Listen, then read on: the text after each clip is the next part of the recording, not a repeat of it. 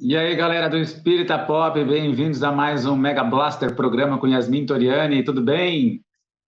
E aí, seres humanos do planeta Terra e de outros planetinhas também, como vocês estão? Long and prosper life. Não, Hoje a gente vai falar sobre isso, né, Cris? Sobre um rolê intergaláctico. é isso aí, é isso aí. Estamos juntos para mais um programa falando sobre esse assunto que é muito massa, né? A gente está assistindo a série Star Trek Discovery, mega bem feita, falando de espaço-tempo, falando de muita coisa legal. E é um tema que está no ideário humano desde sempre, né? O que há no céu, né? O que existe no céu. E para nós espíritas isso é uma questão pacífica, porque a doutrina espírita já nasce sabendo que nós estamos imersos numa grande família universal com bilhões de planetas habitados de formas diferentes. E aí já quero começar com isso aí, Yasmin. Chico Xavier, lá no programa Pinga Fogo, ele já vai dizer, nós vamos rodar um trechinho aqui, onde a gente não pode esperar que esses seres de outros planetas tenham a mesma forma que a gente, né? São atmosferas diferentes, condições diferentes. Então, roda aí o Chico para nós ouvir ele falando um pouquinho disso aí. E chama a vinheta!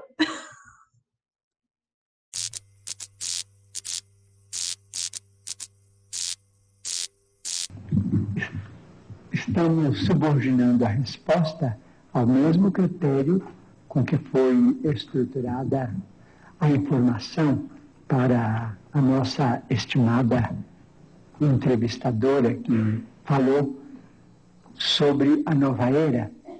Se não entrarmos numa guerra de extermínio nos próximos 50 anos, então nós podemos esperar realizações extraordinárias da ciência humana partindo da Lua.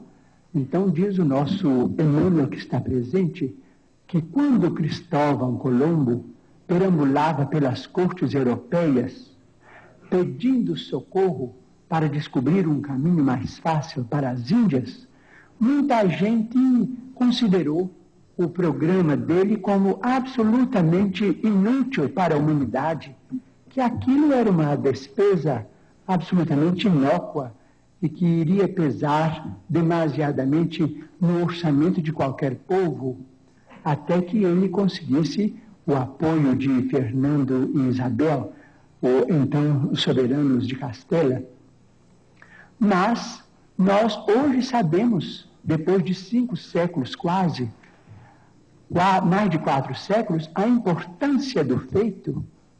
Então nós não podemos também acusar os nossos irmãos que estão se dirigindo à Lua para pesquisas que devem ser consideradas da máxima importância para o nosso progresso futuro, porque as despesas efetuadas com isso serão naturalmente compensadas talvez com a tranquilidade para uma sociedade mais pacífica na Terra, porque se não entrarmos, por exemplo, num conflito de proporções imensas, então na Lua é possível que o homem construa as cidades de vidro, as cidades estufas, onde cientistas possam estabelecer pontos de apoio para a observação da nossa galáxia.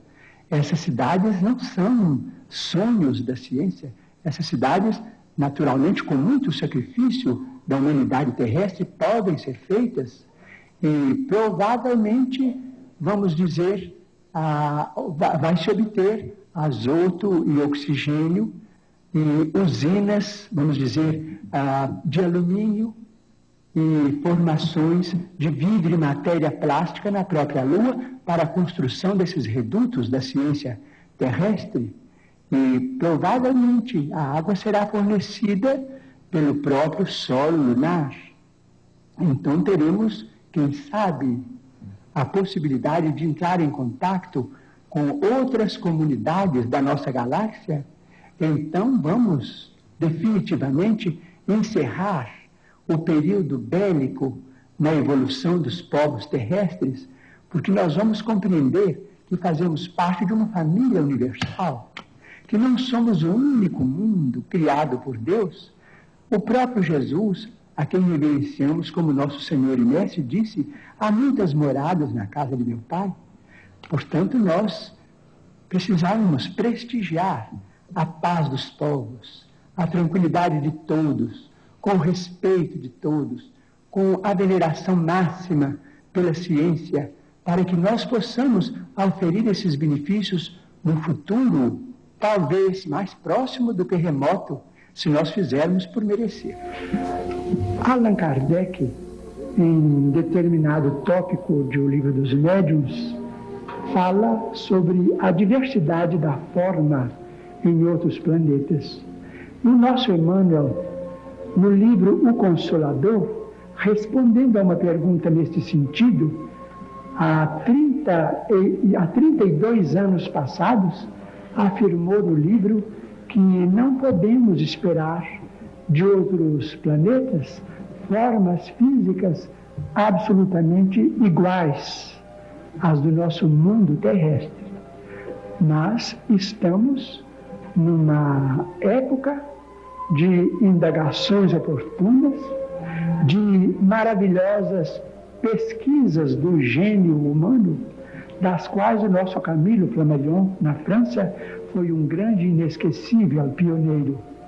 Esperemos que a ciência se pronuncie e que nós possamos, do ponto de vista espiritual, pesquisar de nossa parte e estudar, tanto quanto possível, as ocorrências da sobrevivência humana para lá da morte física, com os resultados, as consequências da vida que tenhamos empreendido neste mundo.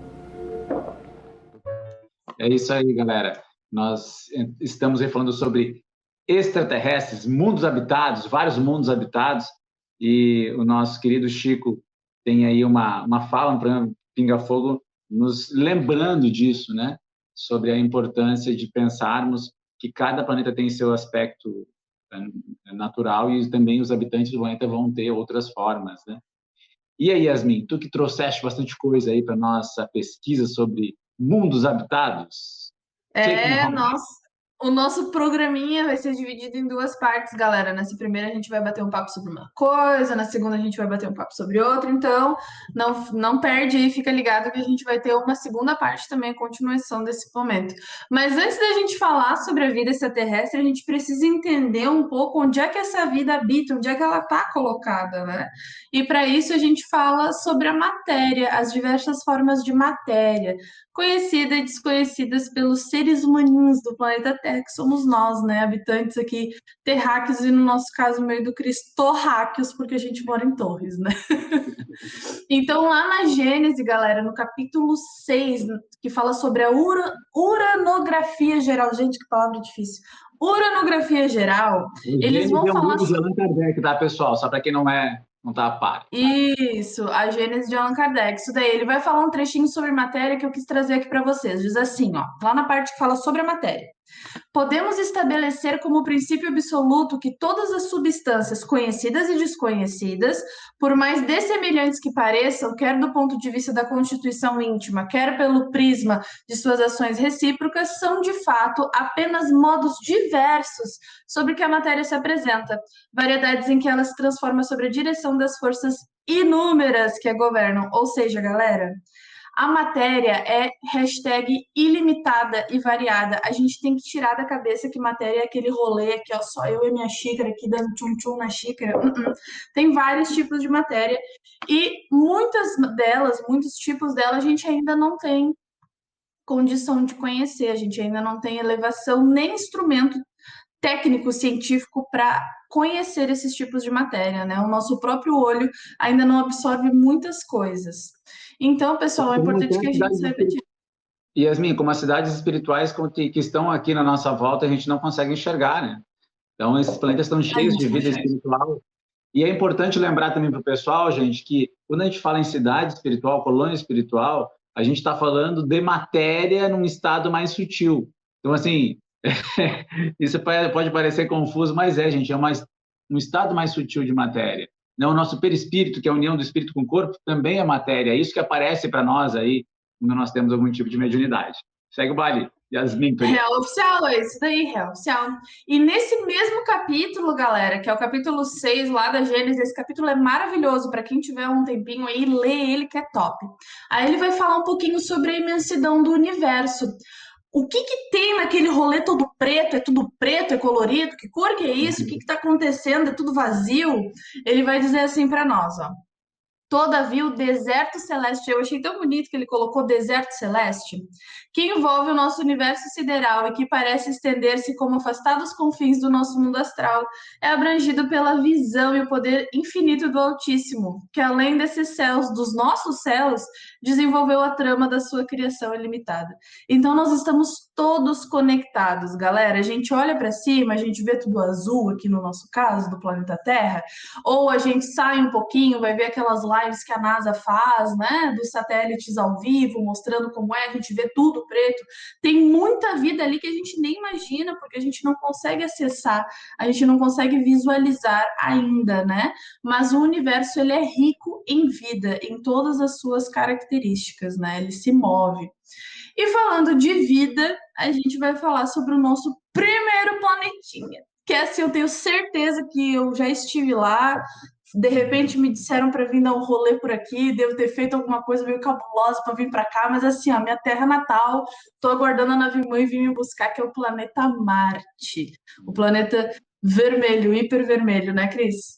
E Yasmin, e por que falar disso, né? É interessante por que falar disso. Lembrando que Allan Kardec já vai fazer essas entrevistas, Allan Kardec vai evocar um espírito, né, que habita no sistema solar. Ele vai dizer que com 6 meses ele já tem uma idade de 30, equivalente na Terra a 30 anos.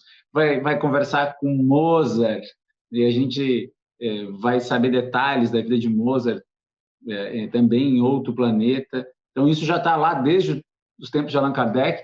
E o próprio Chico vai lembrar num dos programas Pinga Fogo dos trabalhos de Camille Flammarion, nesse sentido de falar sobre a vida em outros planetas, né? De falar desse universo que tanto nos mexe com a gente. Eu lembro de um livro que eu li do Camille Flammarion chamado Stella, né? Onde um astrônomo e uma moça também interessada em astronomia tem um romance. Ó, Mega Blaster, hein? Show de bola esse livro, galera. Mas tem um outro que eu acho que vai trazer para nós também, que eu quero ler um trechinho, que é Cartas de uma Morta, né? Esse livro, segundo livro da mediunidade, segundo, gente. Começa um Parnaso de Além Túmulo, que falando sobre, que são os poetas, né? Trazendo mensagem, sobretudo sonetos, de autores portugueses e brasileiros. E nesse segundo caso, que Cartas de uma Morta, falando sobre vários temas. E aí a mãe de Chico Xavier, que a gente sabe que é um espírito de alta envergadura, que veio junto com ele nessa missão lá em Pedro Leopoldo, e ela vai entender, e ela vai explicar por que falar desse tema. Então, para quem não sabe por que a gente fala desse tema, olha o que ela vai dizer. Escreva essas impressões somente objetivando a consolação dos que sofrem, visando a amplitude das esperanças. Galera, esse é o objetivo de nós falarmos de vida em outros planetas. A fim de que aguardem confiantes na bondade de Deus o prêmio compensador da vida em outras paragens mais felizes, onde a alegria não se extingue como na Terra. E a paz é uma vibração permanente do pensamento de todas as criaturas. Então, pessoal, nós estamos trazendo esse tema porque ele promove esperança de que existem lugares mais felizes, lugares que conseguiram vencer os nossos desafios, que parecem hoje intransponíveis. Então, aí está a razão de nós falarmos sobre vida em outros planetas. Real oficial, é isso mesmo. Já vou aproveitar o gancho que o Cris deixou aqui do Cartas de uma Morta. Também estava lá. Gente, tem muito conteúdo. No capítulo 16 fala sobre o planeta Marte, é um capítulo inteirinho que a Maria João de Deus vai estar discorrendo, né, sobre o planeta Marte. Mas antes de falar desse daí, eu li uma história de Humberto de Campos, que está lá no livro Novas Mensagens, no capítulo 7, que fala sobre Marte. Gente, Humberto de Campos já começa o rolê dizendo assim, ó, que ele se organizou para ir numa caravana turística. Aí eu parei para pensar, não, peraí, só um pouquinho. Caravana turística. Ô, louco, bicho! Que tipo de caravana turística é essa, cara? Que é uma caravana intergaláctica. Onde é que a gente se cadastra para ir nisso, né? A gente tem as nossas caravanas aqui, mas a gente vai conhecer ali a Serra. Aqui agora caravana turística, achei tendência. Então ele conta para nós que ele pediu permissão para participar de uma caravana turística organizada no plano espiritual para visitar Marte. Ele estava fazendo uma pesquisa sobre os planetas e queria conhecer Marte. Chegando lá, a primeira coisa que ele notou foi uma atmosfera leve, com edifícios maravilhosos. Ele usa o termo deslumbrante. Ele fala que os edifícios eram tão grandes que lembravam a Torre Eiffel ou os arranha-céus de Nova York que a gente tem aqui no planeta Terra. Ele diz que o negócio assim, ó, gigantesco. Mais adiante, ele vai contar para nós, pessoal, que tem máquinas gigantescas que flutuam no céu. Avenidas que são muito extensas, parecidas com as avenidas aqui da nossa Terra. Só que assim, outro nível, né? Vamos dizer que aqui é o rascunho, lá é o projeto final entregue maravilhoso, zero defeitos, né, galera? Isso é muito interessante porque o Humberto de Campos ele coloca que muitas das construções civis, vamos dizer assim, são bem análogas às da Terra, ou seja, são bem parecidas, só que mais evoluídas, né? Isso a Maria João de Deus também vai citar quando ela fala lá no capítulo Planeta Marte, capítulo 16 do Cartas de uma Morta, ela também vai dar as impressões dela, só que com outras visualizações, né? Ela dá um pouquinho mais de detalhe. Então ele fala para nós que ele deu uma reparada na fisionomia dos habitantes, né? Quem nunca iria para Marte para ficar vendo os marcianos? Eu totalmente faria isso. E ele diz, galera, que eles transparecem uma tranquilidade fora do normal, porque eles já atingiram um nível de evolução other level, sabe? Tá em outro nível. Eles já atingiram uma tranquilidade, uma paz. Eles não têm guerras, eles não têm necessidades de conflitos, de brigas, de guerras, como nós aqui, seres humaninhos do planetinha, nós temos, né? Eles não têm essas necessidades, né? E ele fala que eles transparecem essa tranquilidade. E a vegetação é totalmente diferenciada, bonitona, uma vasta variedade de tons avermelhados, né? Aquele planetinha vermelhinho, a gente está aqui no nosso azulzinho, deles é vermelhinho.